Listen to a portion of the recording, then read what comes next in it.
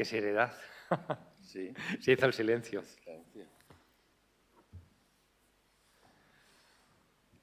Bueno, con el permiso de don Jaime Sancho y don Francisco Alegría, unas palabras en nombre del señor arzobispo de Sevilla, don Juan José Asenjo Pellegrina, que es el obispo presidente de la Comisión Episcopal para el Patrimonio Cultural de la Conferencia Episcopal Española, es decir, el jefe, que no ha podido venir por sus obligaciones que tenía en Sevilla, pero os quiere mostrar a todos vosotros pues, ese agradecimiento por vuestra presencia, por haber venido aquí a participar de estas jornadas y, sobre todo, a los que trabajáis en los museos de la Iglesia, nos da la idea, que no olvidemos nunca, que la función principal del patrimonio de la Iglesia es siempre la evangelización, anunciar a Cristo.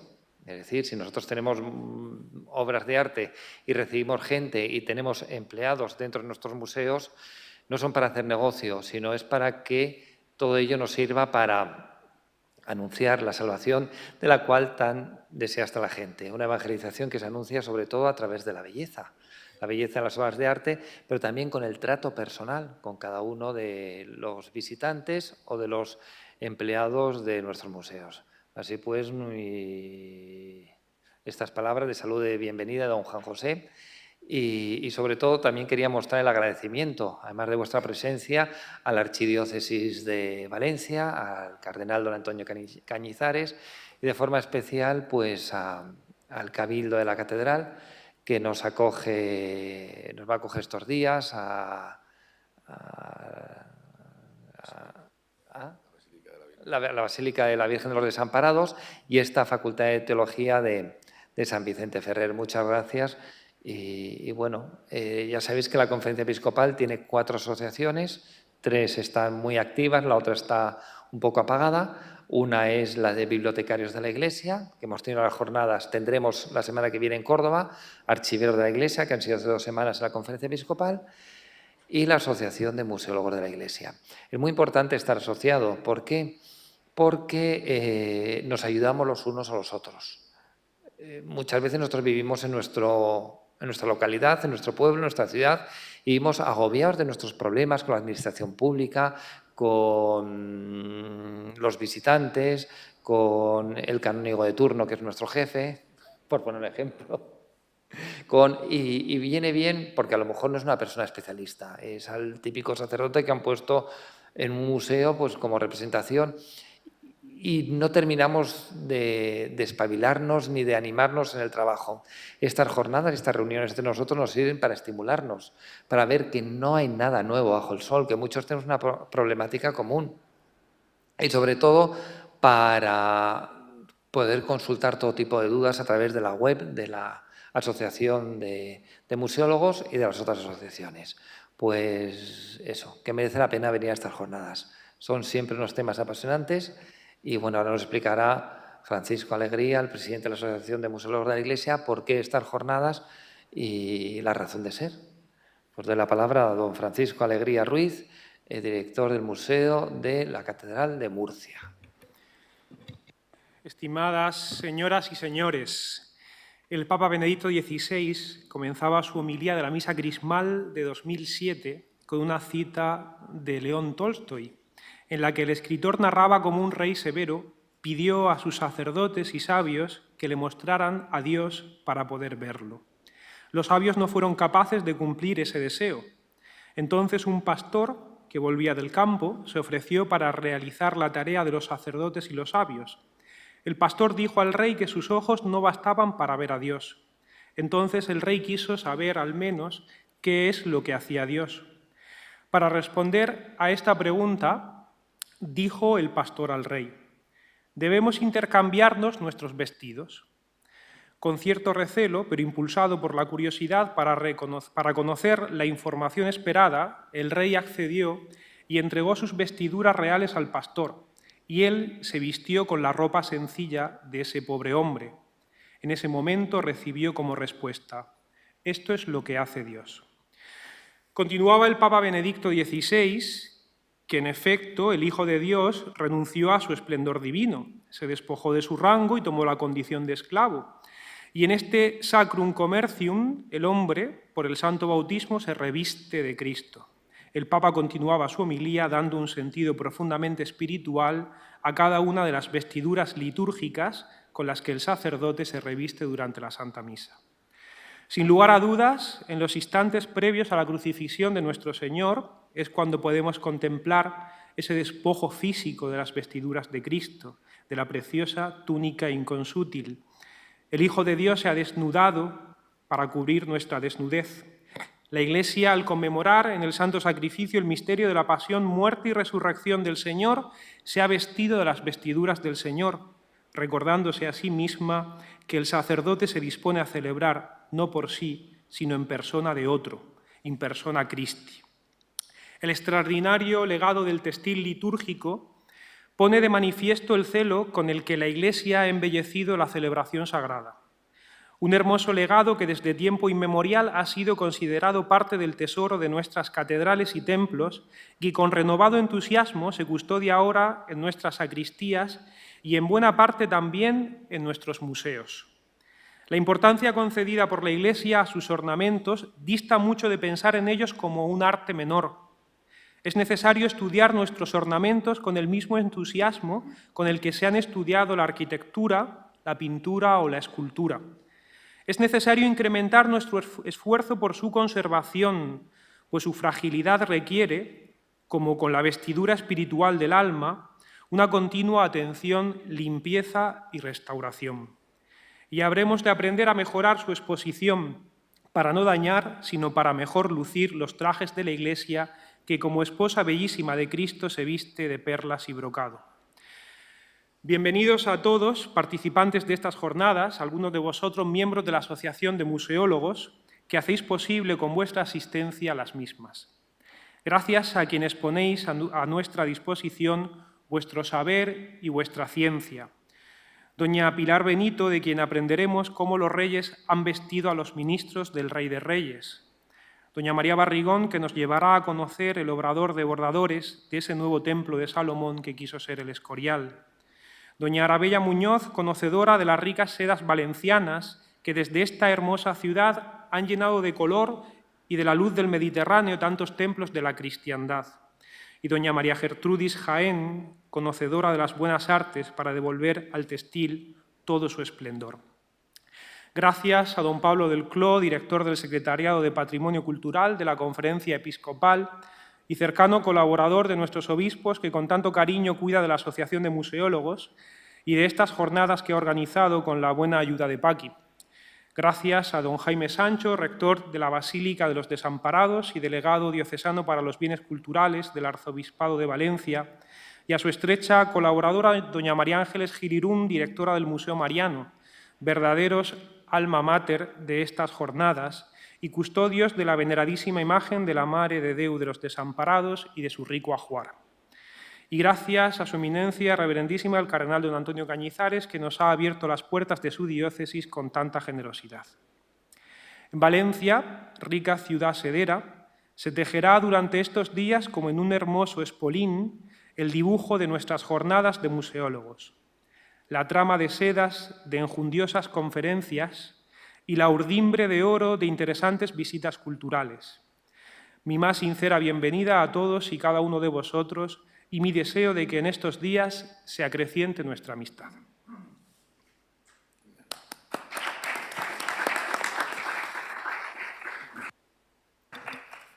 Muchas gracias. En primer lugar, bienvenidos y agradecer tanto a la dirección de la Comisión Episcopal del Patrimonio como a la Asociación de Museólogos que hayan elegido Valencia para estas jornadas. Pienso que han elegido unas buenas fechas también, algo podrán ver del comienzo de las fiestas de San José, que, aunque les resulta un poco difícil de entender, los que son de fuera de Valencia, pues no acaban de interrumpir nuestra Cuaresma. Estamos tan acostumbrados a ello que la actividad en las parroquias todo sigue igual. Y de repente hay que vestirse, hay que ir a la ofrenda de flores, pero después al domingo siguiente pues seguimos con toda la práctica igual.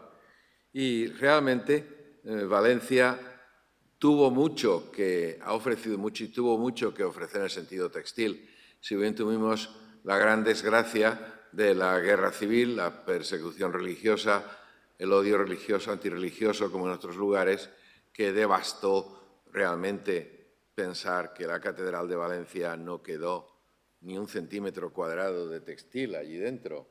Todo fue quemado, la sacristía. Después se han recogido cosas de otros sitios, supervivientes. Ha habido iglesias que han tenido más suerte. San Nicolás fue salvada en gran parte del despojo.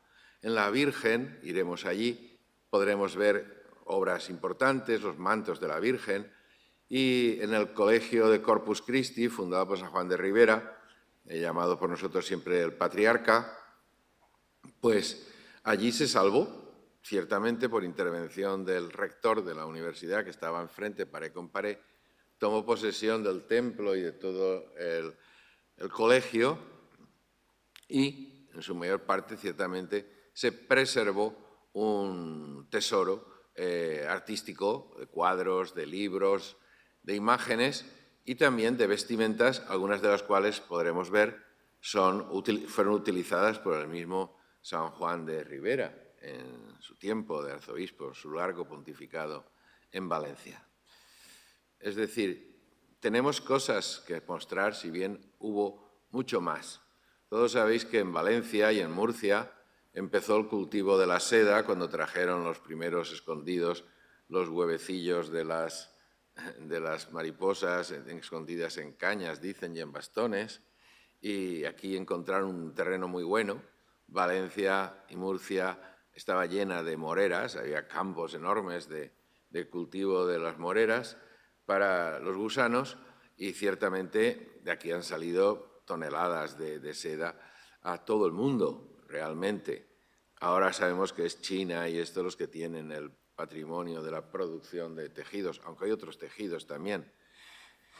Pero ciertamente la vestimenta, como ha dicho muy bien antes, es el vestido de la esposa y es lo que marca el distanciamiento, el distaco del celebrante en la liturgia, porque el celebrante es algo mucho más que su personalidad, de José, de Jaime, de quien sea. Al revestirse ocurre como en otras ceremonias civiles. También los jueces se revisten, también los médicos, aunque van a escuchar una conferencia, he visto en la Facultad de Medicina, una conferencia, y los profesores y eso acuden a la conferencia vestidos con batas blancas, aunque no van a tocar ningún enfermo, pero se ponen la bata blanca para escuchar una conferencia, por lo menos lo hacían antes. Y lo mismo en todas las demás cosas. Vestirse es trascender la individualidad pecadora muchas veces o mala, decadente, del que actúa, sea juez, sea futbolista, sea, pensemos por ejemplo, la liturgia de el vestirse, un torero, ¿no? En el silencio, etcétera. La trascendencia que tiene eso va a hacer algo que le supera, algo sagrado, diríamos también. Y en el culto es mucho más. Bien, es verdad que sois vosotros la mayoría seglares y jóvenes. Aquí han pasado muchas cosas. Y uno dice, ¿y por qué? ¿Por qué? ¿Por qué esa decadencia de los vestidos? ¿Por qué ese arrumbamiento de tantos ornamentos? ¿Por qué no se siguen haciendo estas cosas que se hacían antes? Pues, como digo yo, aquí han ocurrido muchas cosas. No es el concilio que dicen. En España tuvimos la desgracia de que la reforma litúrgica y la reforma también de la Iglesia en su estructura coincidió con un momento de reforma también política muy grande. Yo entonces tenía 20 y tantos años, y en aquella época ponernos la ropa que habían gastado los sacerdotes anteriores nos resultaba imposible. Gastar los cálices que se habían gastado en años anteriores era imposible, no podías gastar ese cáliz, no podías gastar esa casulla, no podías rezar delante de esa imagen, no podías... ¿Por qué? Porque te evocaba todo eso una situación social, política, a la que asociábamos los jóvenes entonces. Yo no tengo... Lo siento, no, hay que decir las cosas como son. Y yo era de los conservadores, imaginaros los revolucionarios. era identificarme con una tradición religiosa, con unos sacerdotes, con una iglesia que profundamente rechazábamos. Eso ocasionó en algunos sitios que los ornamentos y otras cosas se guardaran y se quedaran ahí y pues se han sacado. Pero en otros sitios significó su destrucción, vamos, su destrucción absoluta. Hay que pedir perdón histórico por esto, pero las cosas son como son. Ahora tenemos una visión más amplia. Las generaciones jóvenes ven con un cariño, lo ven de otra manera a como se vio en aquel momento, tanto por los que éramos jóvenes como por los mayores, por todo. Fue una especie de locura posterior a la locura del 36. Tuve una locura del 36 y después una locura del 60. Una especie de año cero camboyano. Y entonces ahora hay una sensibilidad distinta, que es muy de agradecer. Pero quisiéramos también que estos ornamentos no fueran solamente un objeto de museo, estar allí en un maniquí, sino que también en algunas ocasiones pues, se utilizaran los que se pueda, porque hay algunos más vale no tocarlos, pero se puede utilizar, seguir utilizando en algunos sitios, por ejemplo, en el Colegio de Corpus Christi, donde vamos a ir, pues todavía se utilizan ornamentos de los antiguos en algunas ocasiones. En la catedral algunas veces intentamos, pero la misma oposición a utilizarlos nos viene no del pueblo, sino muchas veces de los mismos sacerdotes. Yo a veces me he puesto casullas en la catedral o esto antiguas y la gente después de misa me han dicho, oiga, qué cosa más bonita lleva puesta, qué cosa, qué tal. Y los demás han dicho, pero ¿tú cómo te pones eso? Te critican, ¿no? Es decir, que es una situación un poco que estamos, digamos, valorando de nuevo. Después tenemos la invasión de los tejidos sintéticos, que también es otra cosa que en tiempos todos los ornamentos tenían que ser bendecidos, es decir, aprobados por el obispo, necesitaban ser de materiales naturales, lino, algodón, seda. Ahora, pues, la invasión de los tejidos sintéticos, los oros falsos, todas estas cosas que a veces son espantosas que vemos en los escaparates de las tiendas de arte sacro, ¿no? Es decir, que sí que tenemos el sentido crítico, pero creo que hay que dar un paso más. Y los museólogos, yo también tenemos un museo, tenemos expuestas cosas antiguas que las hemos gastado a veces. Debemos decir que no es algo solamente como si explicáramos vestidos de los faraones o algo así, sino que es algo vivo, algo que es positivo, que la belleza es positiva. El lujo, la ostentación es negativo, pero la belleza es positiva. Aquí en Valencia, termino ya, tenemos una expresión que es completamente devaluadora de algo, que es decir que algo es cuent. Cuent es que escuece, ¿no? Y entonces, cuando es una cosa así de pueblo, una niña vestida toca con lacitos, decimos es cuent. Cuando utilizar, por ejemplo, unos ornamentos inapropiados, excesivamente lujosos, decimos, es una cuentor, ¿no? Cuando decimos de algo que es cuent, lo hemos echado por tierra absolutamente. Pero otra cosa es la elegancia. Termino con esto dando la bienvenida en nombre del arzobispo, que tenía que estar en Roma con motivo de una reunión de la congregación y de la Comisión para América Latina, y me dijo que os saludara en su nombre. A la salida también nos hemos dado unos libros, también os obsequiamos con un libro, Testimonio de Fe de los Santos en Valencia, que se hizo para el itinerario de renovación y que está todo ilustrado con obras de arte, todas de aquí de Valencia, sobre nuestro calendario. Muchas gracias.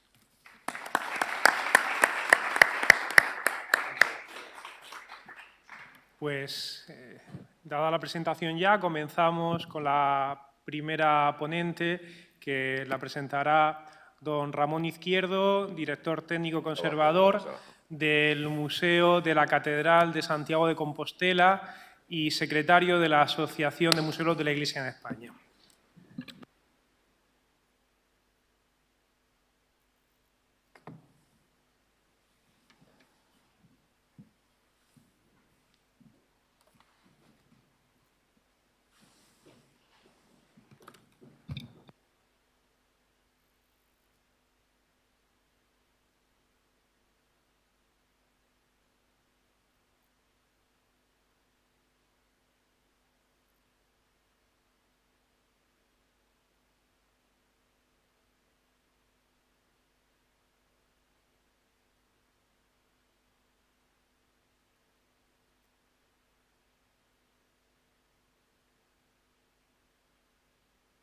Bueno, pues buenas tardes a todos.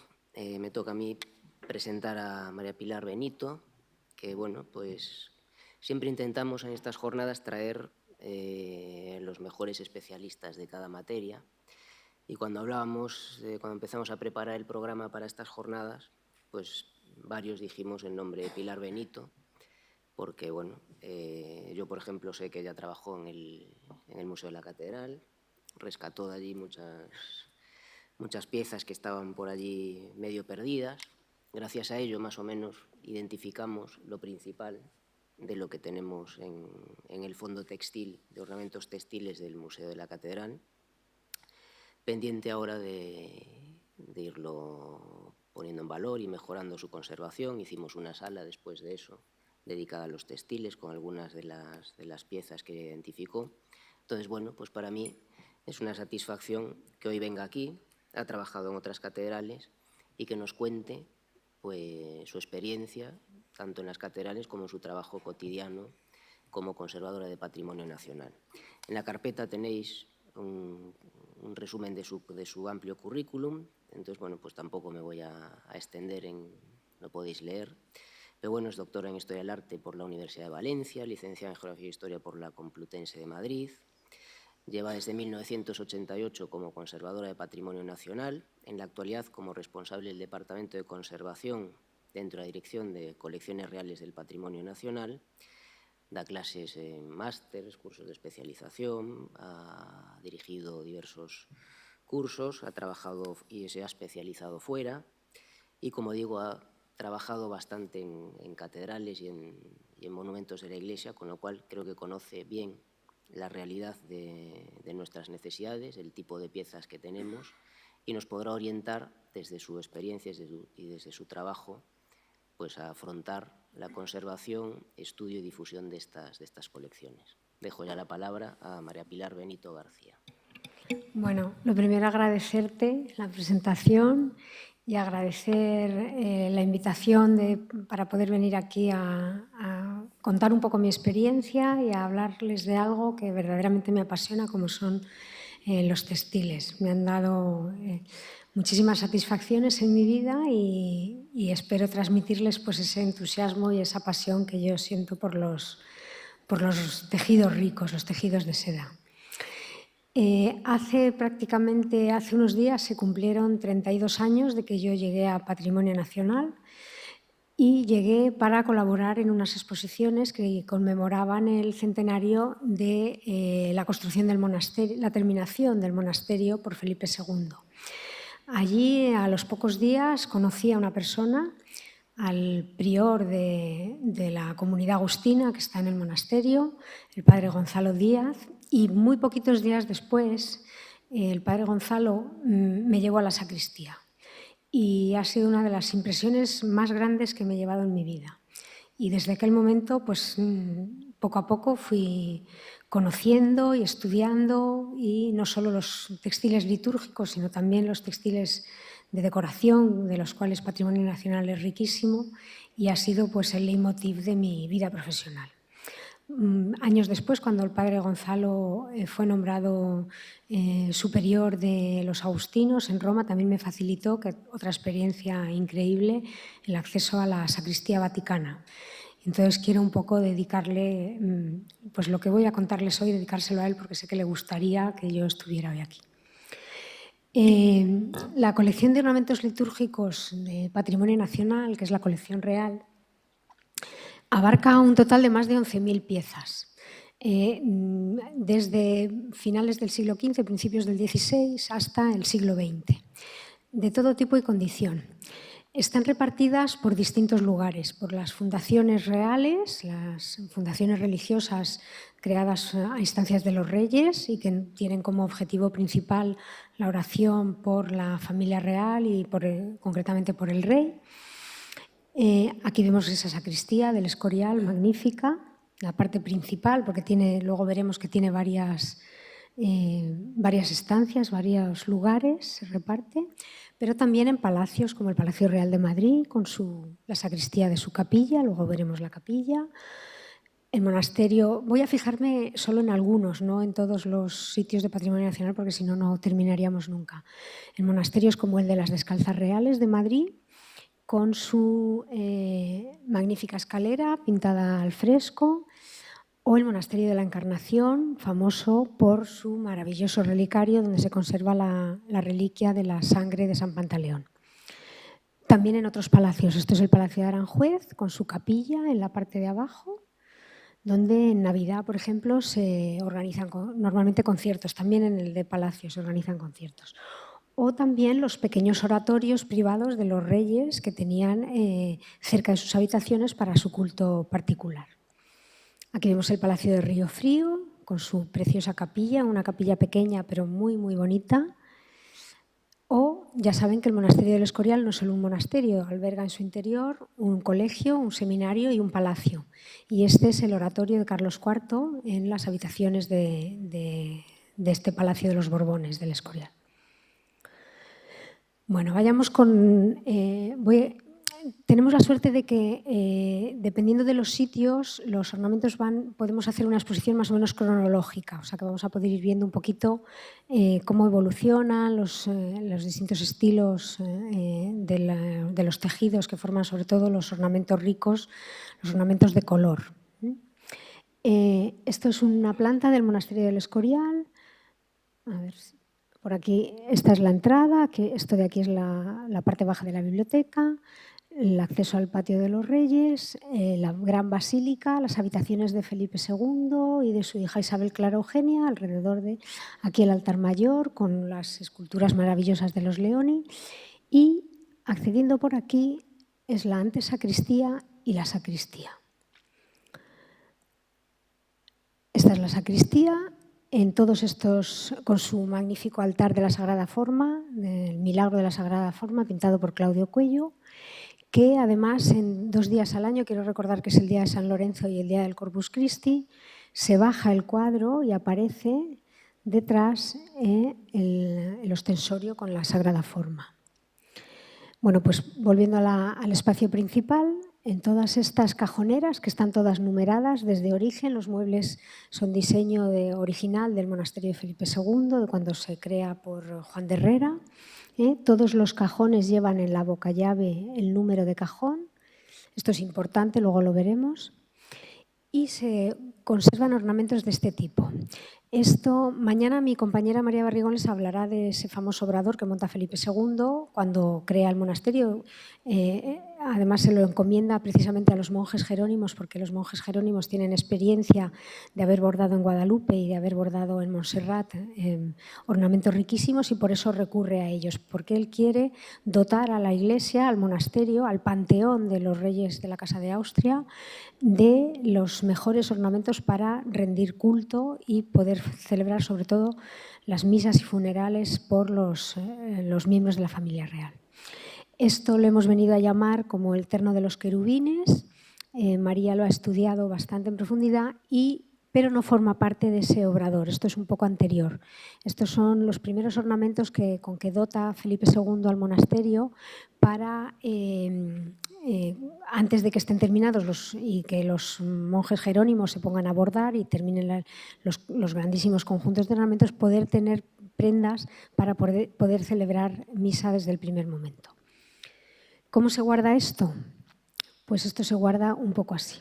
Aquí vemos un frontal de altar metido en las cajoneras. Las cajoneras de esta sacristía son magníficas porque tienen muchísima profundidad, lo cual permite tener las prendas completamente estiradas, que es la mejor manera de conservarlas.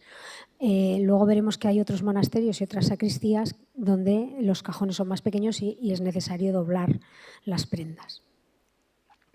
También hay un rico conjunto, sobre todo llamativo conjunto de piezas exóticas. En este caso vemos una mitra. Si hay alguien aquí de la Catedral de Toledo, le recordará una pieza muy parecida que hay allí en la catedral.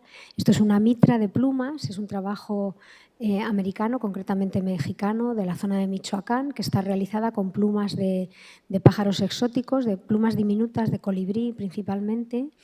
Y esta adecuación de trabajos y de labores precolombinas, en este caso de la zona de Michoacán, del lago de Michoacán, cómo tras la evangelización se utilizan esas técnicas antiguas para elaborar ornamentos litúrgicos. Esta es la parte delantera con la crucifixión y en la parte de atrás está el descendimiento.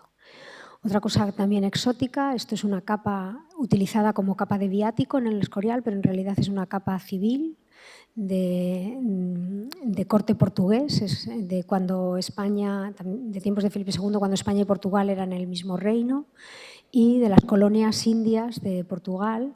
Es un trabajo bordado, probablemente por expertos chinos, por el tipo de bordado, por cómo está hecho el bordado, los materiales y cómo están empleados, pero desde el punto de vista conceptual es un trabajo indio clarísimo.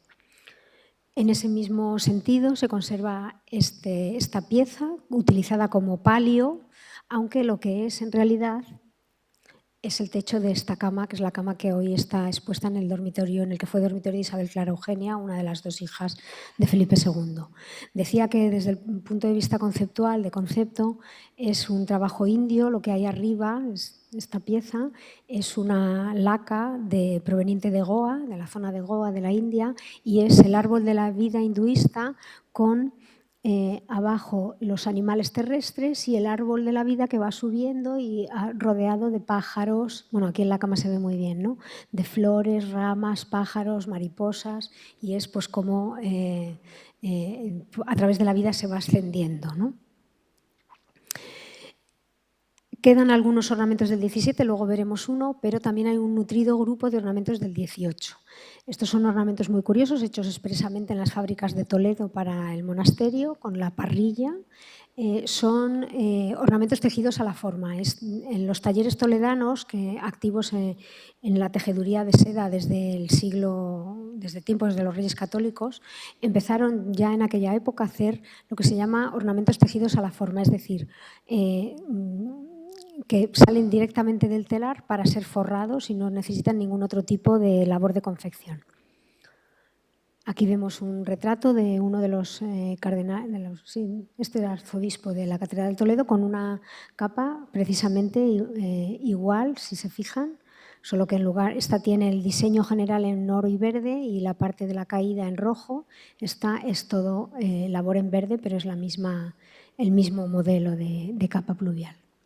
Aquí vemos la casulla, aquí se ve muy bien cómo lo que teóricamente son galones en otras prendas litúrgicas, aquí es todo la misma tela, y hace el dibujo, se mete por encima de lo que teóricamente debían de ser galones cosidos. Aquí vemos la casulla, fíjense en esto, porque puede ser útil. Aquí vemos otra, un poco posterior, también del mismo taller de Alfonso Medrano. Y aquí vemos un cajón abierto. Lo primero que ven es una capa blanca, luego veremos lo que es. Y aquí vemos la capa guardada en toda su extensión. Aquí vemos el capillo. ¿Cómo se guarda todo esto? Voy a hablar un poquitín de los materiales que hay que utilizar. Hay que utilizar siempre materiales que sean de pH neutro, que no tengan acidez, porque los materiales ácidos como el papel, por ejemplo, en muchos sitios se ha utilizado papel de periódico o papel de envolver, esos pueden dañar los tejidos de seda por la acidez. Esto es una cosa que se llama papel tisú, que es especial para obras de arte, pero que francamente es muy caro. Nosotros no lo hemos podido utilizar en todas las sacristías porque el costo es muy elevado. Pero hay cosas más baratas y más asequibles. Tiene dos caras, una parte brillante es la que tiene que estar en contacto con la tela y la parte más áspera es la que queda al exterior. Aquí vemos, por ejemplo, la seda por donde se dobla tiende a quebrar, tiende a romper. Entonces, en los casos que está más deteriorado, más debilitada la fibra, hay que rellenar de volumen para evitar que el pliegue se haga firme, ¿no? Entonces, a esto hemos hecho un pequeño cilindro con este tipo de material. El papel japonés, que si lo otro es caro, esto ya es carísimo. Este es el que se utiliza en la restauración de libros y documentos. pero hay algo que es mucho más barato, que es la tela de algodón, el retor de algodón liso, blanco, inocuo y, en su defecto, algo muchísimo más barato, que son sábanas. Pueden ser sábanas viejas, de algodón, lisas, cuanto más lavadas casi es mejor, y esto es más asequible, ¿no? Normalmente. Seguimos con la sacristía. Estábamos aquí y accediendo por esta puerta de al lado del altar se llega a este espacio, que es la subida a un espacio que se llama Capotillos Altos. Se sube por esta escalerita y esta es la sala de Capotillos Altos, donde también se guardan ornamentos. Es tal la riqueza que hay varios espacios que están completamente llenos. Hay veces que tenemos problemas incluso de almacenamiento. Para ordenar todo esto hay que hacer una labor previa. Antes de colocarlo en los armarios o en las cajoneras, normalmente son cajoneras, hay que hacer una labor de inventario. La forma más fácil de hacer un inventario es redactar una ficha por cada pieza que existe, dándole un número corrido, empezando por el 1 y hasta donde se llegue. Hacer una fotografía de esta pieza para identificarla de una manera visual y rápida y agregarla a la ficha de algún modo. Dar un título a la ficha diciendo lo que es, pues casulla, alba, dalmática, lo que sea. Una descripción muy breve que identifique fácilmente la pieza, pues por ejemplo, casulla roja con flores verdes, o las que hemos visto de Medrano, capa pluvial blanca de Medrano, o algo que sea fácil de... No hace falta más, porque además, como ya tenemos la fotografía, datar y especificar el material si se sabe. Si no se sabe, tampoco pasa nada. Las fichas de inventario es para controlar la colección y no, si se sabe, bien. Si no se sabe, tampoco es un dato que sea importante. Se puede, como hay que controlar y conservar todo el patrimonio textil, pues ya a lo mejor alguien vendrá a estudiarlo y dará los datos que se puedan apreciar. Pero si no se conoce, es mejor no decir nada. Y luego agruparlos en ternos, si es que forman parte de algún terno, y especificarlo en la ficha. Pues el terno, a lo mejor el terno blanco, ¿no? O el terno, lo que sea. Anotar la localización, lógicamente, en el armario y en el cajón. Y si se ha redactado, que es lo habitual, el inventario en un ordenador, pues hacer una impresión para tenerlo a mano y poderlo consultar en la sacristía con facilidad. Aquí vemos, por ejemplo, cómo hicimos nosotros el inventario. Esto es la cartela que poníamos. Cuando nosotros lo hicimos, que era los años 90, principios de los 90, hacíamos fotos en papel, no era como ahora que todas las fotografías son digitales. Entonces poníamos, esto era el número de inventario, lo de abajo, el 50261, y arriba una reseña que aclaraba el negativo en el que estaba la fotografía, ¿no? Y esto se anotaba también en la ficha. Y aquí vemos una casulla, esta es de la Encarnación, luego la volveremos a ver con la etiqueta, con el número de inventario. El almacenamiento. Hemos dicho que hay que utilizar materiales con pH neutro. Lo primero que hay que tener es la mayor limpieza posible, limpiar las cajoneras y los armarios por medio de aspiración, dejarlos lo más limpios posibles. En el caso de que haya manchas persistentes, se lavan con agua y jabón, siempre esperando el tiempo prudencial para que esté la madera completamente seca, porque si no puede ser mucho peor el remedio que la enfermedad. Y sobre todo no utilizar ningún producto, ni ceras, ni sprays para mobiliario, ni nada, porque cualquier producto puede ser perjudicial. Numerar los armarios y los cajones para luego poder encontrar las piezas, lógicamente. Aislar las piezas de la madera con estos materiales que hemos dicho. Separar las piezas unas de otras con estos mismos materiales de pH neutro. Aquí vemos, por ejemplo, que hay, esto es en Capotillos Altos, en la zona de Capotillos Altos, una lámina de retor de algodón y luego varias capas de piezas textiles separadas precisamente por ese papel tisú que llaman, sin acidez. Hay muchas sacristías, seguro que han visto alguna, que todavía conservan etiquetas antiguas pegadas en los cajones. Es el mismo sistema, ¿no? y luego se tapa también con retor por arriba, y nosotros lo que hemos hecho, que es muy práctico, es colocar unas hojas con las fotos en pequeño de todas las piezas que hay en cada cajón. Aquí vemos un bordado de tiempos de Felipe II, también en capotillos, y incluso guardamos fragmentos pequeños de tejidos que han sido a lo mejor recortados o que están rotos, porque consideramos que cualquier fragmento de este tipo o de otro, de una tela del 18, de una tela de seda, en cualquier museo del mundo está expuesto a lo mejor en una vitrina. Pues nosotros tenemos también la obligación de conservar esos fragmentos como parte de la riqueza de nuestra iglesia. Perdón. Aquí vemos que es una tela que sale reflejada, de esto hablará también María mañana, en los cuadros que hay adornando la basílica del monasterio.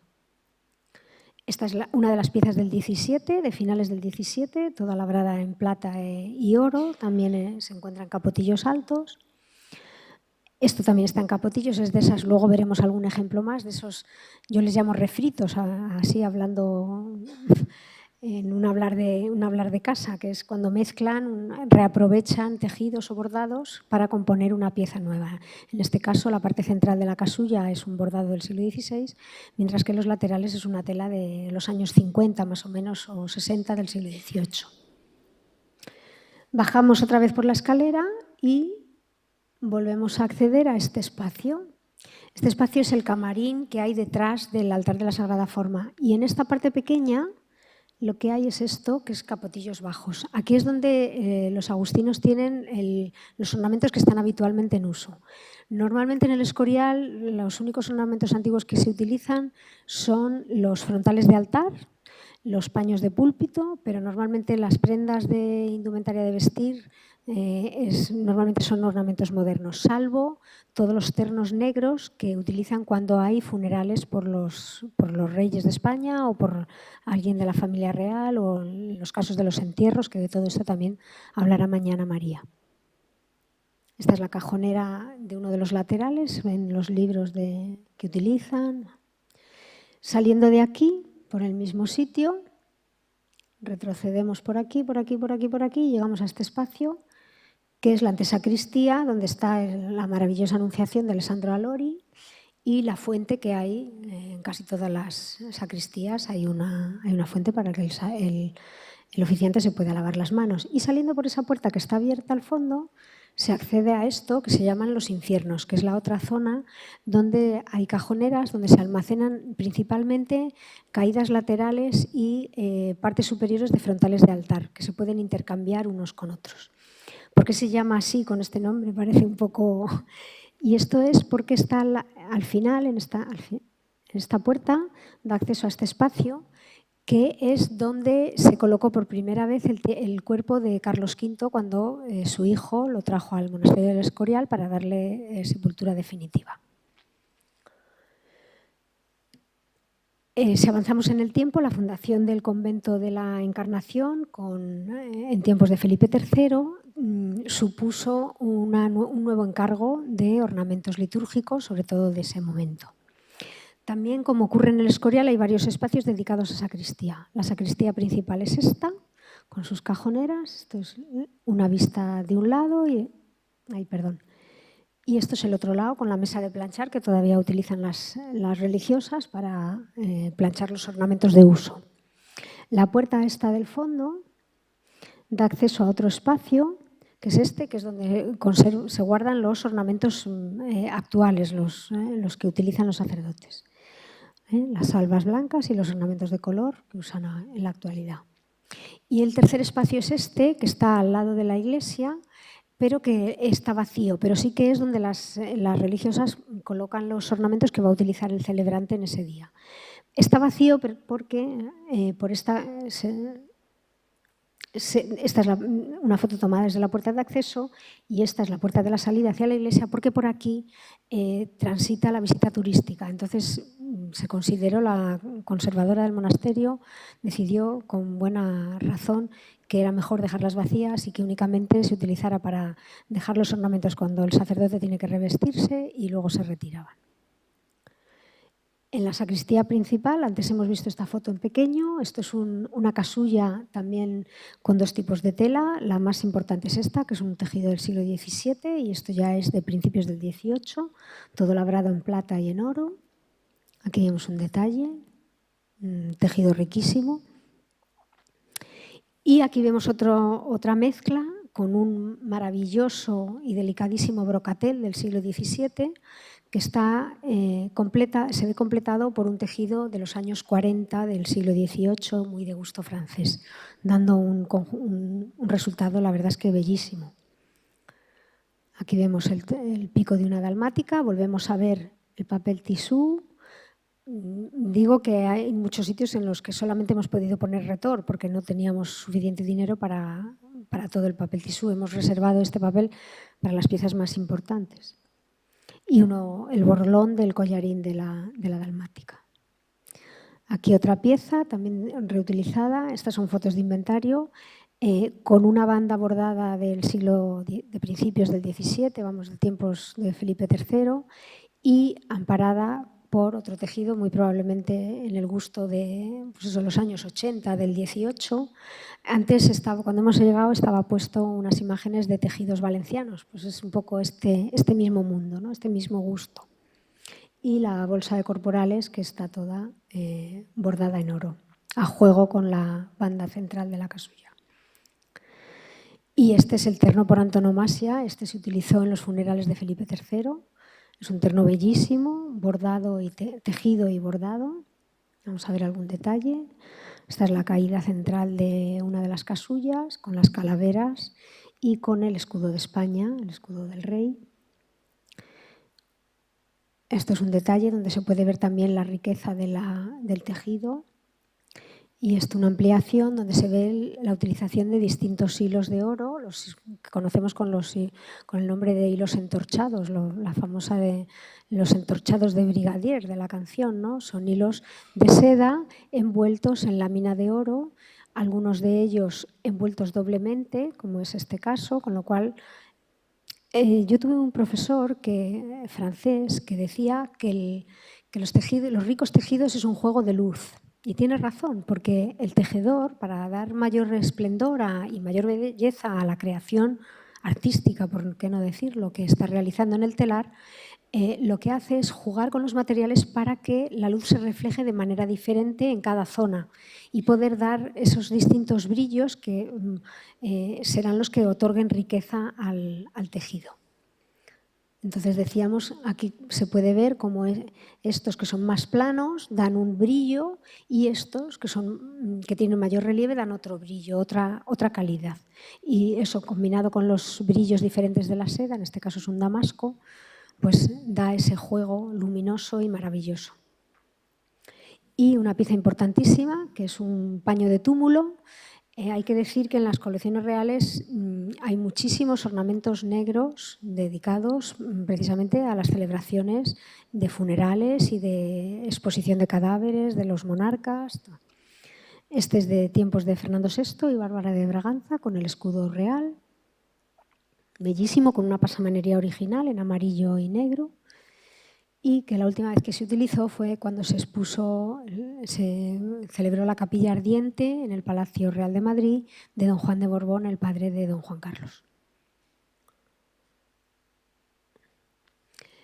En la Encarnación también hay ternos de estos que decíamos de tejidos a la forma, en este caso son de la otra gran manufactura, aquellos eran de Alfonso Medrano, estos son de Molero.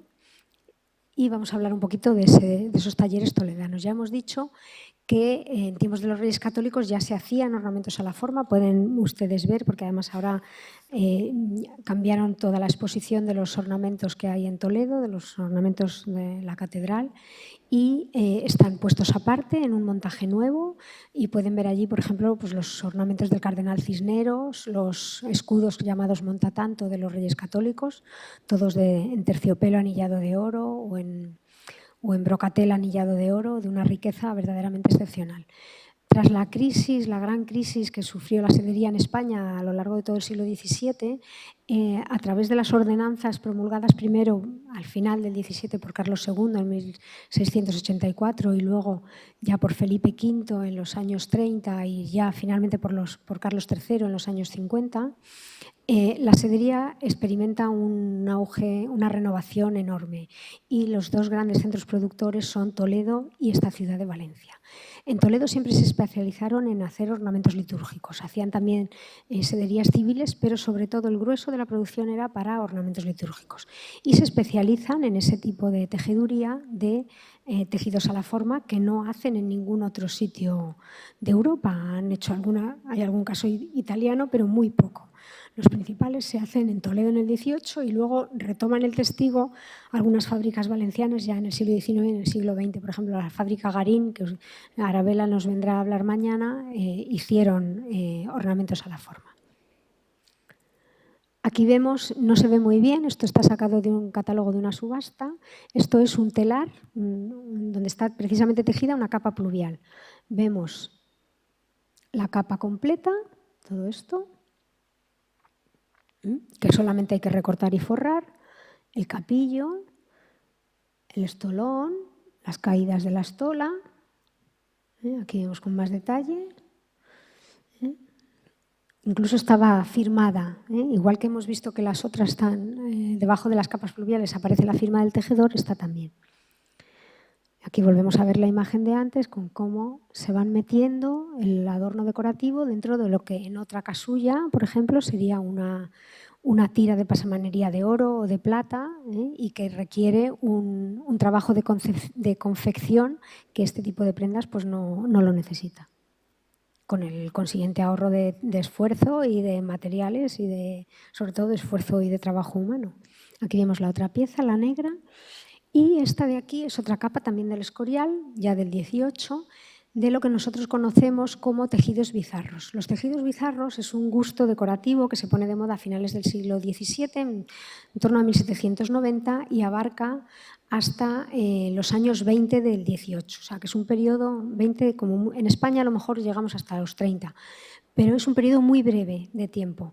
Esto nos permitió en un grupo de trabajo internacional hacer unos estudios para intentar identificar, por medio de los análisis técnicos de los tejidos, los orígenes de las piezas textiles, saber a qué manufactura correspondía su autoría. ¿Cómo lo hacíamos? Pues hacíamos el análisis técnico y comparábamos con la legislación de cada país.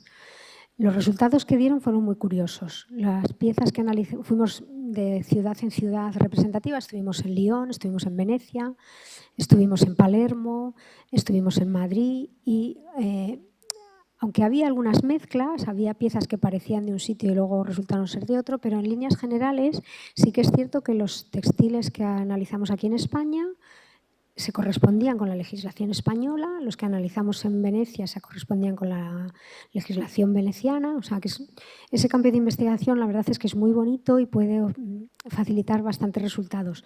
Elegimos precisamente este periodo de tiempo porque es un periodo muy breve y que se puede abarcar con bastante facilidad.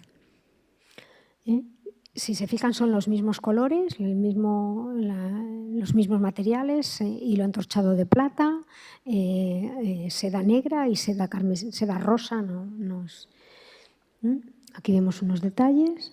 Además, si se fijan, lo que es la caída, las caídas es el mismo diseño, es el mismo fabricante también, Alfonso Medrano. Aquí vemos un detalle. Son motivos extraños, motivos que tienen parte naturalista, pero parte que no es naturalista, que son motivos decorativos que no responden a nada que exista en la naturaleza.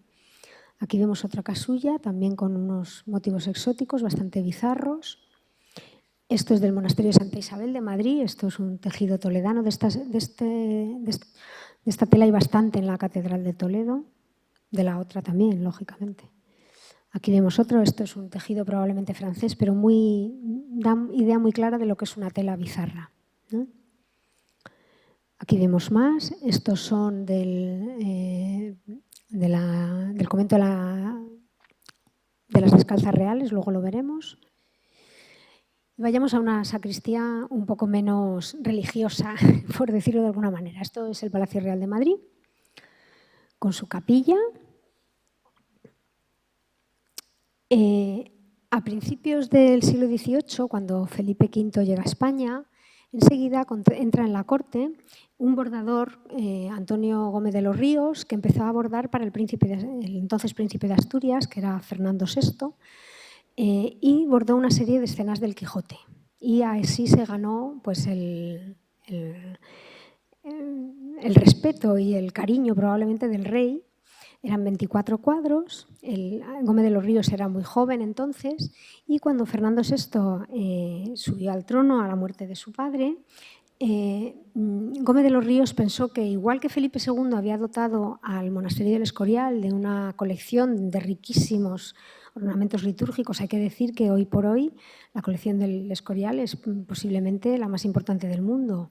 Cuando dije que el padre Gonzalo Díez me facilitó el acceso a la sacristía vaticana, la verdad es que yo pensé que iba a encontrar más allí dentro. Había cosas estupendas, pero tuvieron la mala suerte de que Napoleón quemó muchísima ropa litúrgica cuando llegó a Roma para rescatar el hilo de oro y el hilo de plata, porque al quemarlo se funde, se deshace la seda, pero los metales ricos quedan. Y además hay que decir que en tejeduría todos los metales que se usan, independientemente de que el aspecto que sea dorado o sea plateado, es todo plata, es siempre plata. El oro no se puede utilizar en la tejeduría ni en el bordado porque es demasiado maleable y al bordador o al tejedor se le rompe. Entonces es hilo de plata o láminas de plata que han tenido un baño de oro, pero siempre la base es la plata. Bueno, pues decía eso, que la riqueza del Escorial yo creo que es verdaderamente única.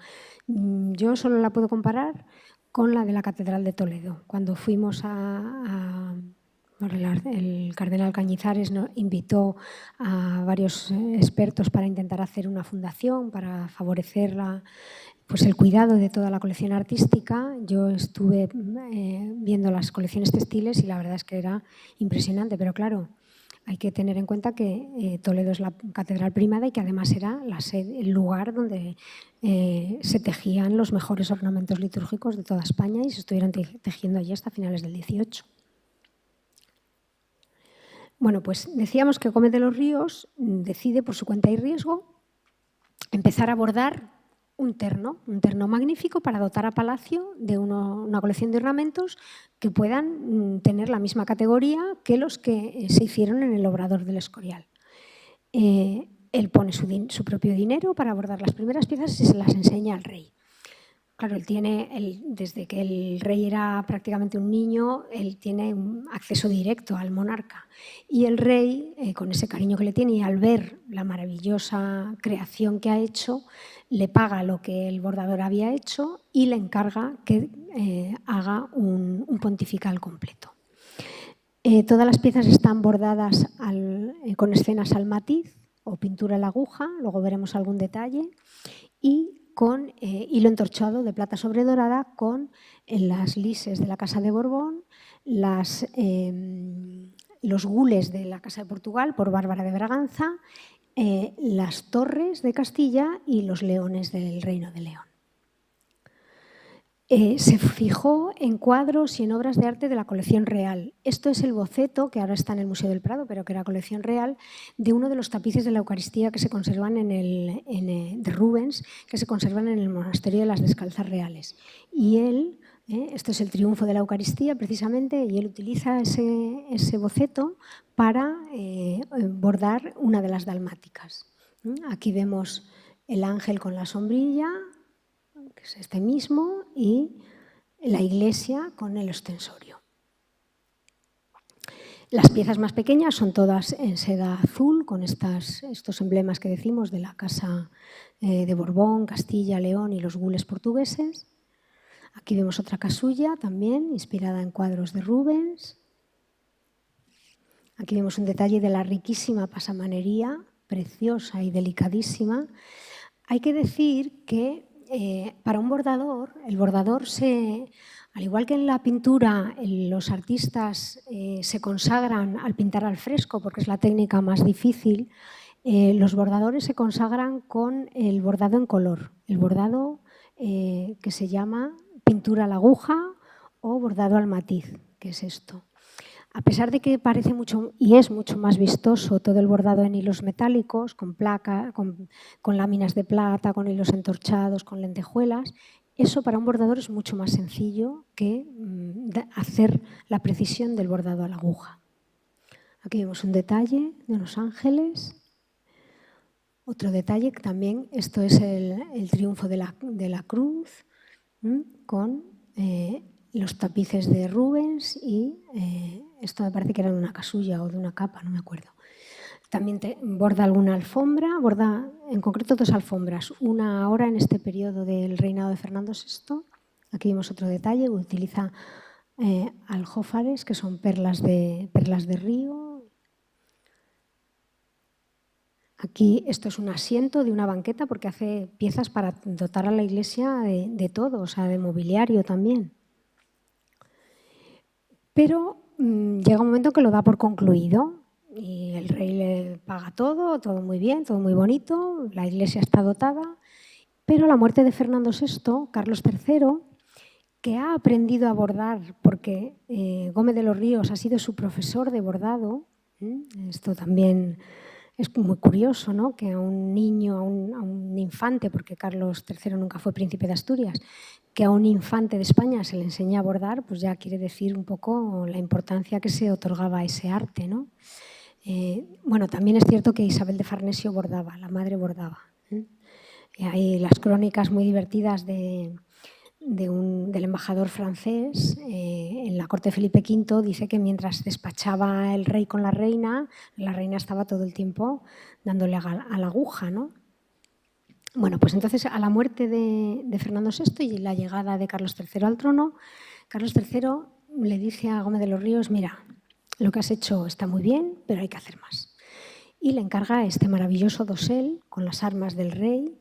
Estas armas después serían representadas por Mengs en el mejor retrato que hay de Carlos III. Se ve al monarca vestido de armadura, un retrato de aparato y este escudo precisamente detrás.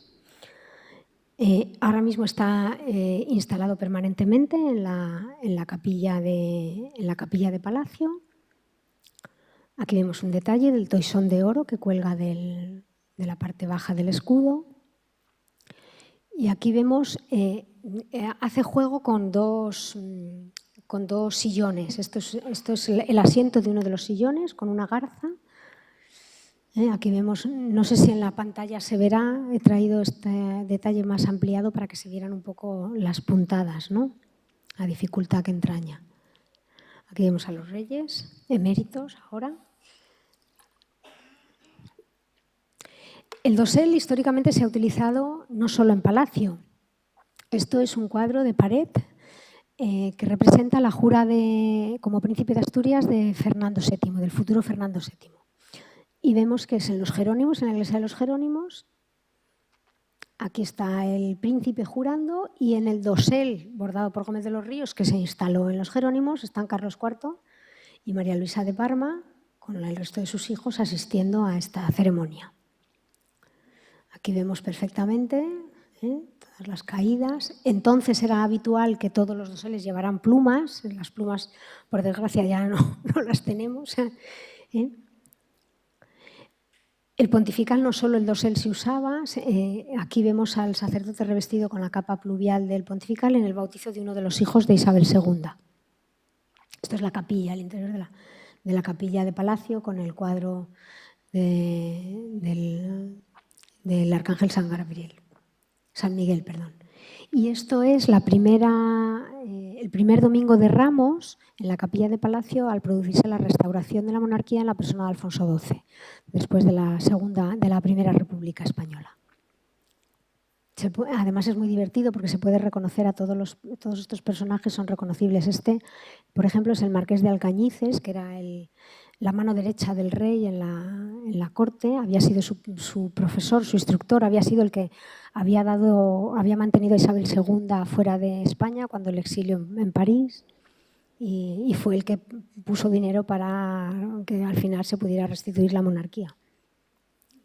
Y una de las últimas veces, la última vez en que se instaló el dosel, también en los Jerónimos, en la boda de Alfonso XIII.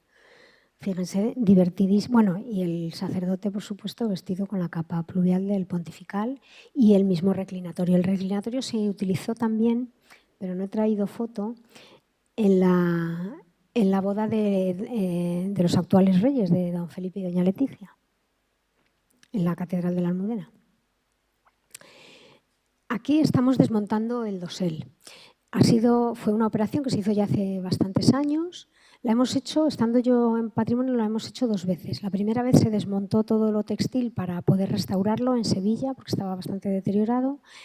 Hemos hecho restauraciones textiles importantísimas. De hecho, por ejemplo, se restauró la colgadura del Salón del Trono, la colgadura de la Cámara del Rey, de Palacio, en los talleres sevillanos, porque han conservado la tradición de bordado gracias a la Semana Santa. Entonces, con la supervisión de los técnicos de restauración de patrimonio, pues se han podido hacer unas restauraciones muy buenas en todo este tipo de trabajos. Esa primera vez se descolgó todo para poder restaurarlo, pero la segunda vez fue porque íbamos a restaurar la capilla.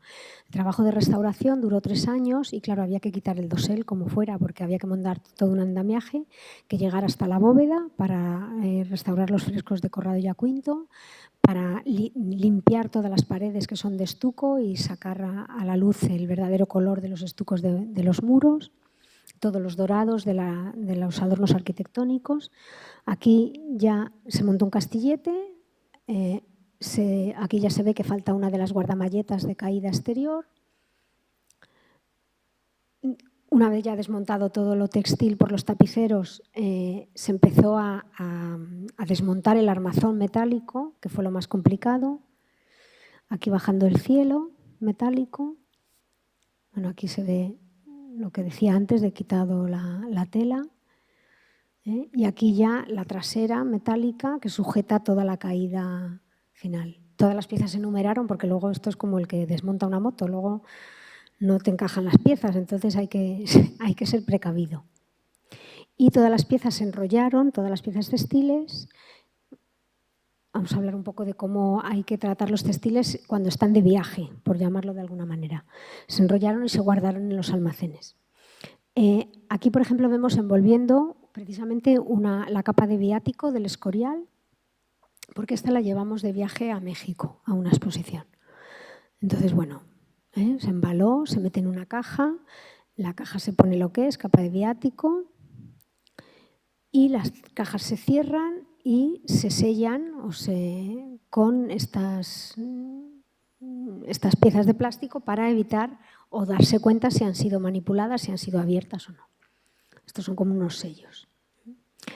Por supuesto, cuando piden algún tipo de obra textil o de obra de arte del tipo que sea a una catedral, a una iglesia, para llevarla a una exposición o para un préstamo para una exposición, hay que vigilar mucho que se cumplan determinadas medidas de seguridad. La primera es establecer un seguro económico, porque eso, a lo mejor si se pierde la pieza o se deteriora, con el dinero que nos dé el seguro tampoco la vamos a recuperar, porque si se ha perdido, se ha perdido, o si se ha deteriorado, a lo mejor es irrecuperable, pero por lo menos eso frena a los que la van a manipular para tener mayor cuidado. Y luego lo que hay que procurar es exigir que quien venga a buscar la pieza sea una casa de transportes especializada en obras de arte, porque eso da una seguridad importante. Y las piezas, en este caso del pontifical, se llevaron al almacén del oficio de tapicería de Palacio. Esto es un armario donde están guardadas cenefas, todas enrolladas, cenefas de decoración, pero el armario principal es es un armario corrido. Por supuesto, el almacén tiene todas las medidas de seguridad, sobre todo en lo referente a extinción de incendios. Y es un armario corrido donde se pueden albergar cilindros de enorme tamaño, y todas esas piezas se guardaron en estos armarios. Y, lógicamente, como iban a pasar 3 años, hicimos una relación de dónde habíamos dejado cada cosa, porque luego con tanta pieza lo mismo no te acuerdas, la memoria es muy frágil y y es mucho mejor dejarlo todo bien anotado. Ven que es enero del 2008. Aquí vemos una sobremesa para una mesa de credencia, también en el Palacio Real de Madrid, preciosa, con un tejido de tiempos de Fernando VI, debe ser más o menos. Aquí vemos el detalle de la pasamanería maravillosa, y un detalle de la tejeduría con esta cestita, pues no sé si parecen fresas o manzanas o no sé lo que serán. Y por último, los ornamentos más recientes, que son de tiempos de Alfonso XII, todos bordados, ornamentos de luto, con las armas, el emblema del rey y el escudo de España. Ahora vamos a hablar de algo que no es tan agradable, pero que hay que tener en cuenta que puede pasarnos. Nosotros hemos tenido la suerte de que en ninguna sacristía hemos tenido este problema. Sí que lo hemos tenido en Palacio con unos almohadones y además estaban en un espacio muy cercano a la sacristía. Afortunadamente pudimos controlarlo a tiempo y la cosa no fue a mayores porque es un riesgo bastante elevado. Este animal, que es la polilla, esto no es perjudicial. La polilla, la mariposa, no hace nada, no come. El verdadero artífice de los daños es la oruga, que luego se va a transformar en polilla. La que come es el gusano. ¿Cómo luchar contra esto? Pues tenemos a nuestra mano las mejores armas. Primero, una vez que se detecta que hay este problema, hay que sacar todas las piezas de las cajoneras, con cuidado, sin pasearlas, no se deben llevar a repartirlas por habitaciones, hay que procurar reducirlas en los espacios, a veces es imposible, ¿no? Pero acotarlas en espacios lo más cerrados posible y lo más aislados de lo demás. Aspirar potentemente todos los textiles, los armarios, los cajones, la habitación. Quemar todos los objetos que carezcan de valor y que hayan estado en contacto con esta plaga, o que hay muchas veces a lo mejor que se han comido, pues yo qué sé, algún textil que no es histórico, o normalmente comen lana, pero también comen seda, porque lo que comen las polillas, los gusanos de las polillas, es la queratina que tienen estos textiles. Entonces, por ejemplo, el algodón no lo comen, porque no tiene queratina, es una fibra vegetal que no tiene queratina, pero las fibras animales como la seda o la lana, ahí sí que les encanta y es de lo que se alimentan.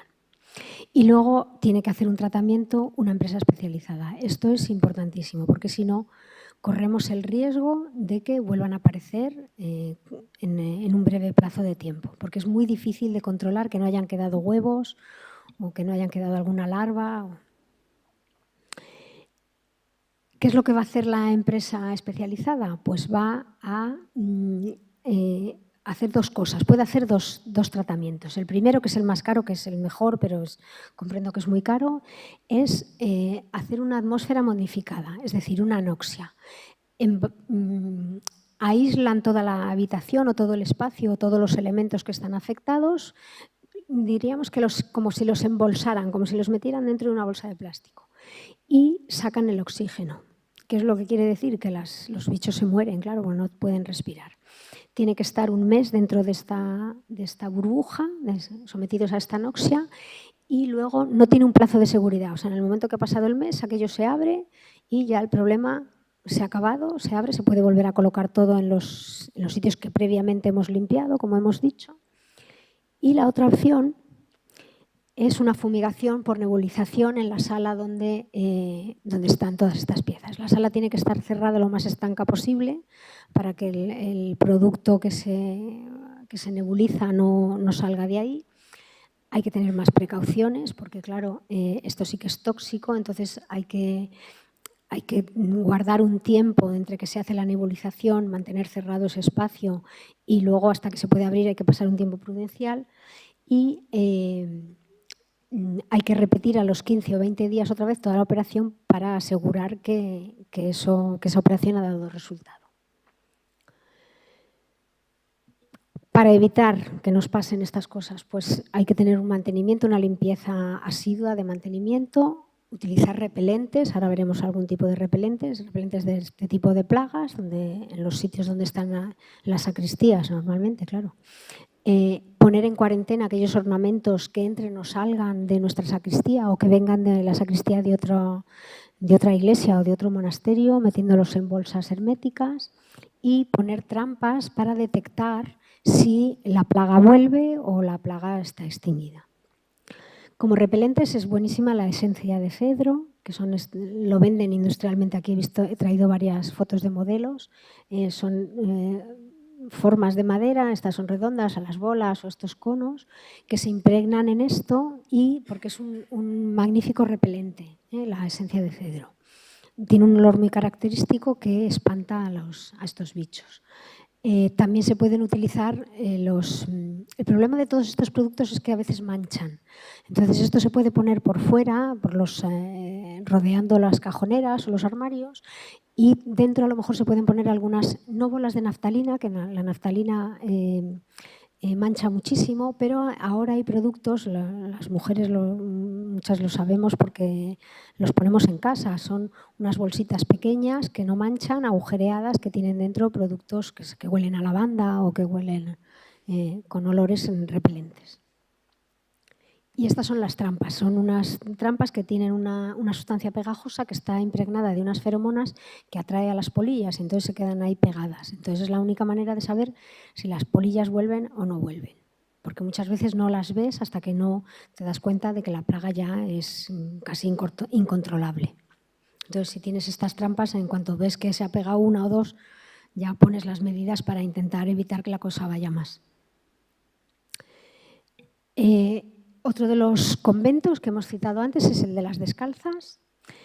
He traído este ejemplo, no he traído, por ejemplo, el convento de Santa Isabel o el convento de las Huelgas de Burgos o el de Santa Clara de Tordesillas, porque en las Descalzas hay un mueble muy curioso que les quiero enseñar. Esta es la estancia principal. También ocurre como en la Encarnación, hay una sacristía al lado de la iglesia, que es la que se utiliza habitualmente. Aquí es donde se conservan los ornamentos antiguos. Este es el mueble largo, donde están todas las prendas. Ven esta escalera que sube a la parte de arriba, porque arriba hay unos armarios. Ahí está una compañera mía, la conservadora de las Descalzas, que está sacando unos vasos de flores que íbamos a sacar para restaurar. Pero el mueble interesante es este. Esto es un mueble para guardar frontales de altar. Es un sistema, un invento maravilloso. Los frontales de altar están montados en bastidor y los bastidores se meten en este mueble y se sujetan en estos raíles.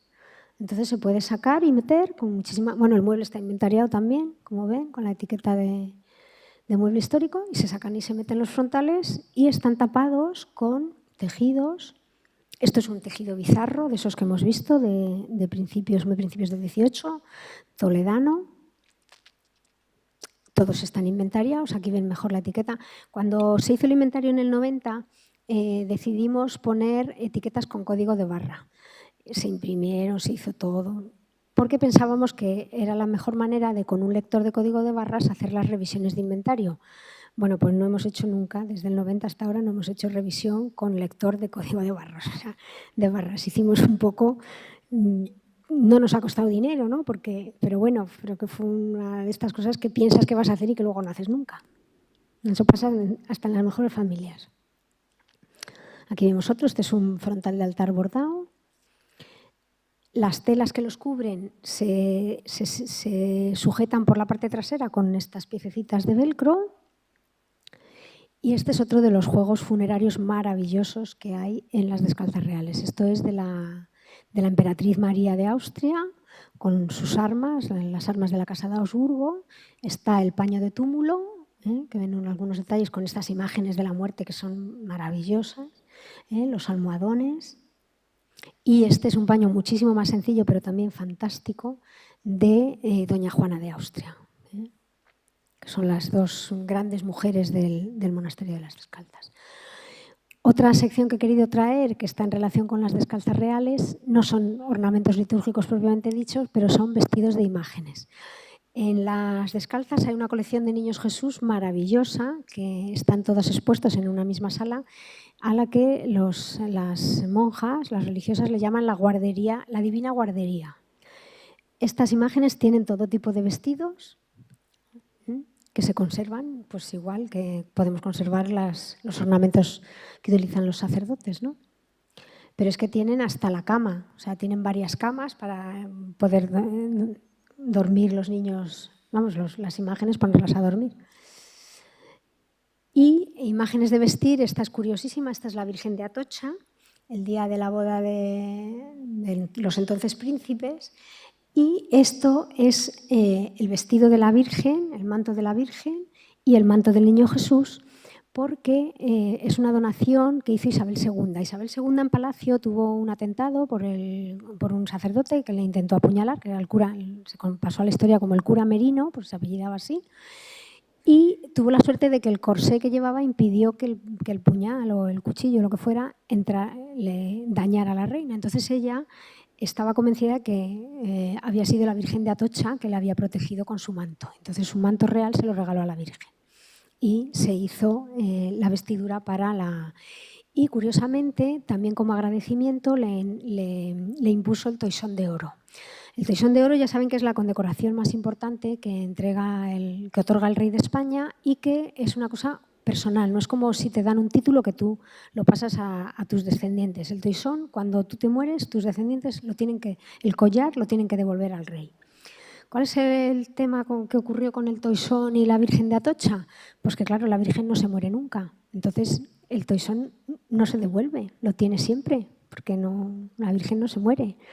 Y el toisón ahora mismo está guardado habitualmente en Palacio y está expuesto y es el único toisón que forma parte de las colecciones reales. Los demás toisones o bien son propiedad del rey, que los tiene bajo su custodia, o bien los tiene aquella persona a las que se le ha otorgado y que luego sus descendientes devolverán.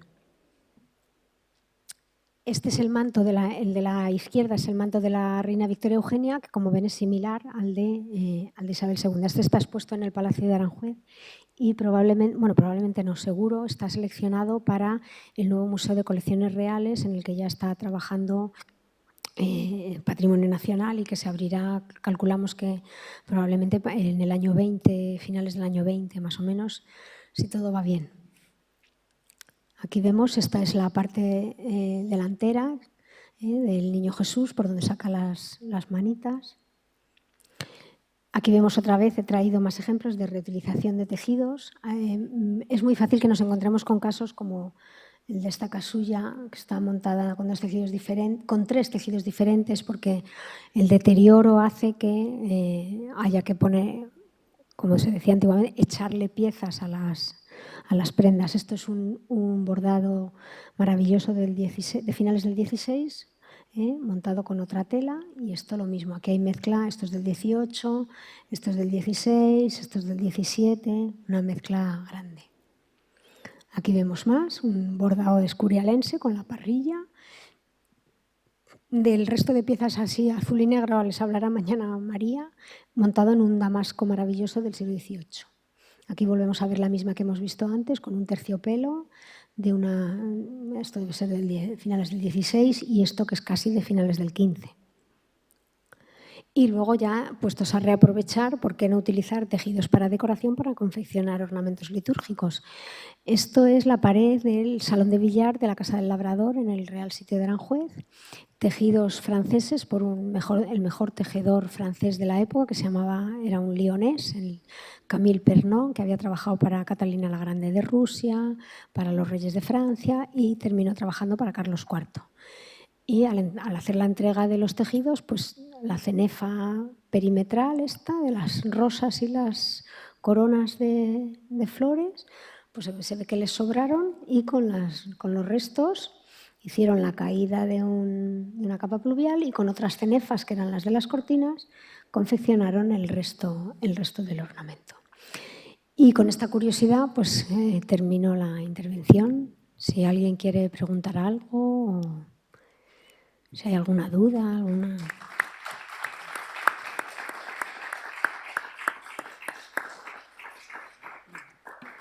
Vale, muchas gracias, Pilar.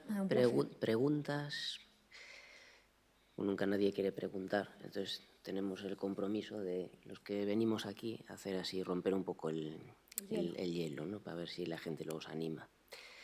Retomando lo que decía antes al principio Jaime Sancho, del tema de los cambios de modas, la patrimonialización de las piezas y el uso, ¿qué nos podías decir sobre...? Es decir, yo, por ejemplo, en la catedral hay siempre mucha discusión en determinadas fechas, pues en Corpus, en las vísperas, que los canónigos se empeñan en usar unas piezas. Nosotros, bueno, por estado de conservación solemos recomendar que no se utilicen. Bueno, es complicado. ¿Qué nos dirías sobre ese tema? Es un tema espinoso, cuanto menos espinoso. A ver, los ornamentos se crearon para ser utilizados, eso está claro, y su principal función es esa. Sí que es cierto que cada vez se usan menos, que hay muchas veces que resultan incluso incómodos utilizar ornamentos antiguos, que es mucho más cómodo a lo mejor utilizar una casulla moderna que no pesa, que... Yo creo que lo que hay que tener es cierta cabeza y pensar que la riqueza hay que protegerla, que el patrimonio ennoblece a la Iglesia y que es lo mejor preservar toda esa riqueza que se encuentra en las cajoneras de las sacristías. Que alguna vez en ocasiones señaladas pues hay fechas que efectivamente son muy importantes dentro del calendario litúrgico y bueno, como cosa excepcional, pues hay que usarlas.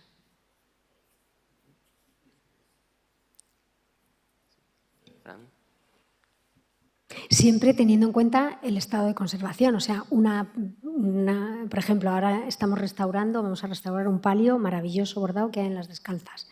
Pues una vez que se restaure, no se va a volver a usar. Eso está claro, porque hay que tener en cuenta eso, sobre todo mirar cómo está el estado de conservación y si para una ocasión muy especial el estado de conservación lo permite, pues utilizarlo. Y si está muy debilitado o es muy frágil, procurar no hacerlo. Y perdón, una cosilla más. Para la exposición permanente de este tipo de piezas, ¿es conveniente irlas cambiando? ¿Es conveniente hacer montajes, por ejemplo, sí, cuando le pones el paño por encima? Bueno, ahí, mira, podría haber hablado también de eso, haber especificado un poco más. Ahí hay que tener en cuenta una cosa fundamental, dos cosas fundamentales. Una es el montaje y otra cosa es la iluminación. La iluminación tiene que ser controlada, pero controlada al máximo. No se puede sobrepasar los 50 lux, incluso aunque la iluminación sea hecha con LEDs, con lámparas de LEDs que son menos perjudiciales que las bombillas habituales, las que hemos conocido de toda la vida. La luz hay que controlarla. La luz empieza por comerse el color y termina por comerse la tela. El mayor deterioro, bueno, ya han visto, a ver si soy capaz de rescatar.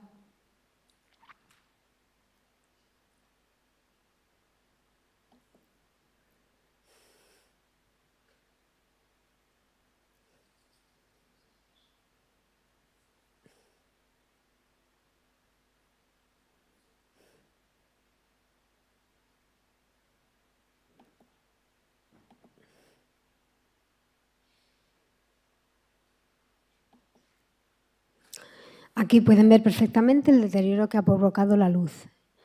Esta tela en origen tenía este color. La decoloración es terrible y el deterioro de las fibras es irrecuperable. En el momento en que pierde el color, no es como una pintura, a lo mejor que por restauración puedes limpiar los barnices y revive a lo mejor un poco el colorido. En las telas, color perdido es perdido para siempre. Y en el momento, repito, que se pierde el color, se pierde la tela. Se acaba por romper, por deshacer y no tiene restauración posible. Eso, el control de la iluminación. También hay que controlar la temperatura y la humedad, mantenerlo con unos niveles medios para que ni estén muy resecos ni estén muy húmedos, evitar las plagas.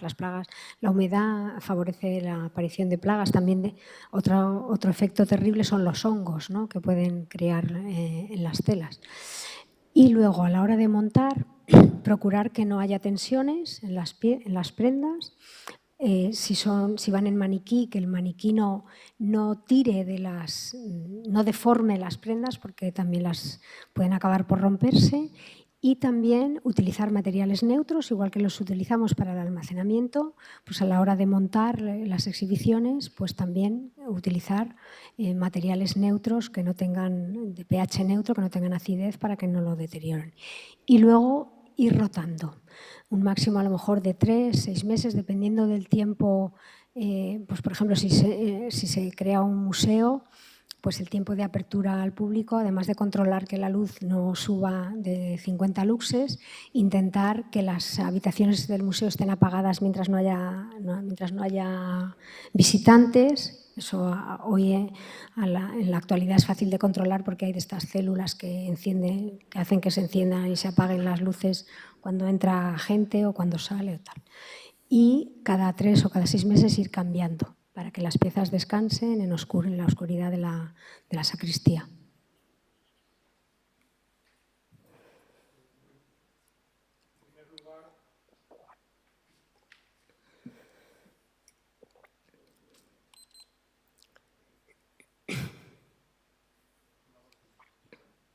Creo que podéis escuchar. En primer lugar, felicitarle porque ha sido una intervención extraordinaria, además muy útil por facilitar estas cuestiones prácticas de conservación, sobre todo, y de exposición. Yo tengo una pregunta. Estos diseños, el trabajo de las colecciones reales, donde pues, hemos conocido borradores, talleres, ¿no?, donde se cuida el diseño. Hay constancia específicamente del diseño en cuanto a la introducción de la iconografía, de determinados motivos, que si hay alguien detrás, ¿no?, que más allá del borrador o del obrador que esté trabajando, esté diseñando conceptualmente, incluso añadiendo valores metodológicos o religiosos, o hay constancia de ese diseño. Bueno, eso es la pregunta del millón. En el Escorial sí hay constancia, porque claro, el obrador lo llevaban los monjes jerónimos, entonces sabían lo que tenían que hacer y lo que tenían que poner en cada ornamento a la hora de bordar. Luego los bordadores, como puede ser el caso de Gómez de los Ríos, eran personas instruidas, que sabían, en el caso de Gómez de los Ríos, para qué se utilizaban los ornamentos litúrgicos. Entonces, pues saben un poco lo que tienen que bordar. En el caso del Escorial, lo maravilloso es que Felipe II contrata a una serie de pintores que son los que van a adornar las bóvedas del monasterio, que van a hacer los lienzos para decorar el monasterio y decorar su propio palacio, y que a la vez son los que hacen los dibujos para los ornamentos litúrgicos.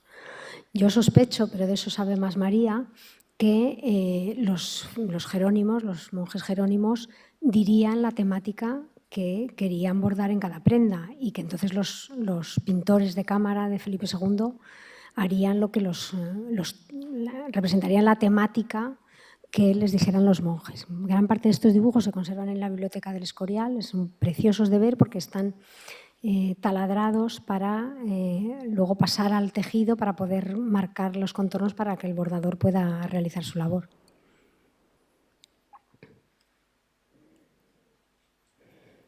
Muchas gracias por esta rica exposición que nutre con tanto dato y con tanto conocimiento pues a los que a lo mejor estamos un poco más distantes de esta temática. Mi pregunta es la siguiente. Has hablado de la restauración, de la conservación, de todos estos tejidos, en su gran mayoría o buena parte de ellos litúrgicos. Pero lo que yo estaba pensando mientras, y a tenor de las preguntas que se han hecho también, es cómo después de la restauración y la conservación se usa este riquísimo patrimonio para dejar constancia no de que es un hecho del pasado que de alguna manera ya ha quedado caducado, por decirlo así, ¿no?, sino para poner de relieve que forma parte de nuestra historia, de la historia de la Iglesia, y que no está desechado, sino que está, podríamos decir, apartado del uso. No sé si me explico la pregunta. Sí. Yo creo que la mejor manera es, lógicamente, conservándolo, pero dándolo a conocer. Hay distintas maneras de darlo a conocer. La primera yo creo que es el estudio. Y los estudios, investigar bien los orígenes de las piezas, estudiar las manufacturas, poder hacer una catalogación lo más certera posible, porque eso es la base para luego darlo a conocer. Se puede dar a conocer de muchas maneras. Por medio de publicaciones, publicando esos estudios, que hay gente, parece que no, pero hay estudiosos que esperan ansiosos publicaciones de esta índole, y luego exponiéndolos de dos maneras, o a través de pequeños museos o grandes museos, como hemos dicho, ir rotando las piezas para dar a conocer cuantas mayor cantidad mejor y para preservarlas también. Porque claro, nosotros tenemos una responsabilidad, a nosotros nos ha llegado un legado que tenemos que conservar y que tenemos que entregar en las mejores condiciones posibles a los que vienen después. Esta riqueza no es nuestra. Nosotros somos únicamente sus custodios, tenemos la responsabilidad de pasarlo a la generación futura y para eso tenemos que tener las mayores precauciones posibles. Y en eso, exponerlo o bien a través de la creación de museos o a través de exposiciones. Ahora algunos de ustedes sabrán que ha habido una magna exposición dedicada al Cardenal Cisneros en la Catedral de Toledo. Pues ahí ha habido textiles expuestos maravillosos. Es una forma de darlo a conocer. Igual que otro tipo de ornamentos, o los vasos sagrados, toda la riqueza que puede haber en una sacristía se puede dar a conocer por medio de exposiciones. La pregunta más precisamente era relativa al uso para que se vea que estos objetos litúrgicos, es decir, de alguna manera están todavía no en uso litúrgico, pero sí, es decir, están vivos, forman parte de la historia de la Iglesia, porque no son parte de un museo, es decir, como algo que ya, bueno, está ya apartado, ¿no? Los documentos de la Iglesia relativos a esta temática subrayan eso, que debe ponerse de relieve que son como jalones de nuestra historia, ¿verdad?, que aunque apartados del uso litúrgico, siguen, podríamos decir, vigentes, ¿no?, como cimientos de lo que ahora mismo usamos. Poner eso de relieve para que se vea, ¿no? Porque claro, si una vez fue útil y ya no es útil, perfectamente se puede deducir que lo que estamos usando ahora es útil hasta cierto punto, ¿sabes? Bueno, es que yo no veo así que haya mucha otra opción. O se usan o no se usan.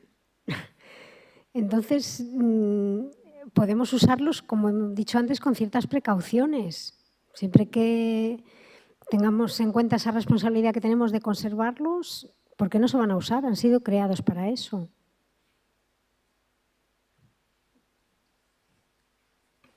Última.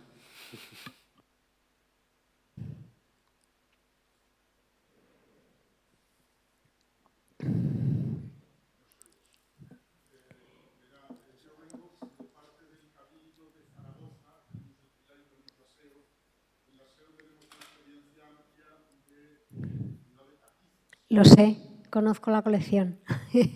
Buenísima, además.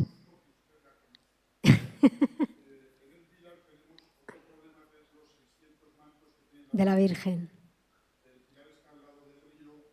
La humedad.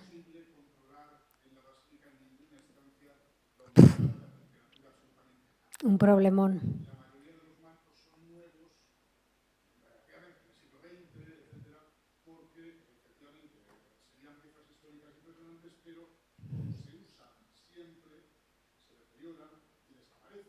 No.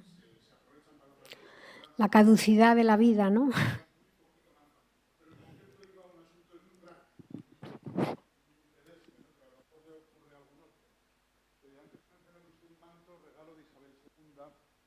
En la SEO tenemos, ahí va, que bien. En la SEO tenemos una casulla regalo de Isabel II, que es todo problemas. Estuvo expuesta, bueno, es seda, con unos bordados dorados densísimos y de un volumen que estuvo expuesta muy poco tiempo y el peso del bordado comenzó a rasgar la seda. Se retiró de la exposición, se guarda y guardada tiene tantos problemas como expuesta por el grosor del bordado, a pesar de que, bueno, pues por las condiciones de la sacristía y de la cajonera, va doblada hacia adentro y entre bordado y bordado, entre cara y cara, lleva una tela que ya estaba muy antigua, acolchada. Pero a pesar de todo,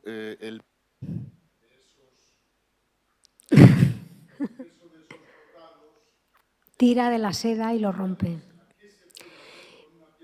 Pues la única solución es acudir a un buen restaurador textil y ponerle un soporte. Habría que deshacer la confección, separar el forro de la, eso es muy caro, claro, de la tela principal, de la seda bordada, y entre medias meter un tejido más rígido que asentado, pero eso sí ya no se podría volver a usar. Eso, pero es que es la única solución. Un soporte de una tela natural o de puede ser incluso un algodón, o mejor un algodón porque es más recio, va a aguantar mejor. Se sujeta con puntos de restauración el tejido antiguo, pero es que es la única manera. Si es bordado hay otra opción que a mí no me gusta porque se pierde parte de la pieza, que es pasar el bordado a un tejido nuevo. Pero yo es que no soy partidaria porque es tan importante muchas veces la labor de bordado como la labor de tejeduría. Y perder una tela, habría que verlo. Lisa, pues sí, se podría pasar. Si me quiere mandar una foto, yo creo que mi correo debe estar en algún sitio, ¿no?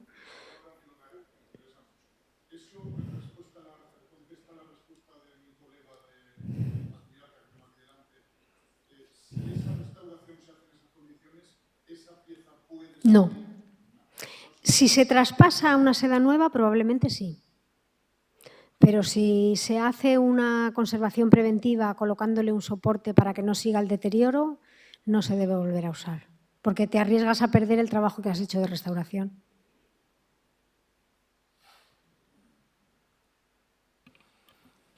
Bien, pues muchas gracias a todos.